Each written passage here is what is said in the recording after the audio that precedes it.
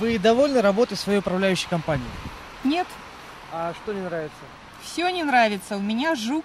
Очень жажду поменять эту компанию. Трудно ответить, потому что у меня она находится очень далеко от местоположения дома. Поэтому я к ним не могу дозвониться и дойти. Ну, в целом, по большому счету, наверное, доволен. Я живу по Печорской 4, даже не знаю, что сказать, какая у нас компания, Жук. Вот. Но есть претензии, если так вот задуматься, они не организуют уборку лестничных площадок. Но я с ними не сталкивалась по отрицательным сторонам, поэтому довольна. Ну, в принципе, да. В принципе. Довольно. Все хорошо. В общем, То есть никаких замечаний нет? нет, ну почему? Если подумать, то по мелочи наберется. Ну, не всегда живу далеко, на окраине города, улица Ручейная, но всегда за дворовой территорией хорошо смотрят. У соседей знаю, по подъезду крыша подтекает. Нет, капитальный ремонт не делается. Я вообще недовольна работой своей управляющей компании. Нам не нравится то, что мы каждый месяц платим, и неизвестно, куда эти деньги уходят. Компанию называть нельзя, да?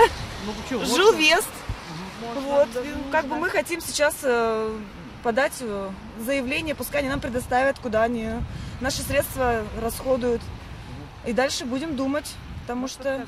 Да, может быть, отказаться. Ну, хотя мы уже приходили к ним. Вопрос, вернее, ответ у них был короткий. Отказывайтесь от нас и все. Нет, недовольна. Я живу в лесозаводе. Там ничего не делается. Дороги не чистятся, дворы во дворах мостов нет, света нет, тротуаров нет. Ничего нет. И дома все старые, капремонт не делается. А я даже не знаю ее.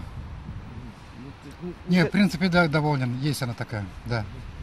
Не очень хорошо справляются со своими, так сказать, обязанностями. Плохо снег чистят. Не всегда чисто в подъезде. В общем, не очень следят за домом, конечно. Я недоволен. Ну, в общем, как позвонишь, так они как-то тянут такие. А дело не двигается нисколько. Ну, кто же ими доволен?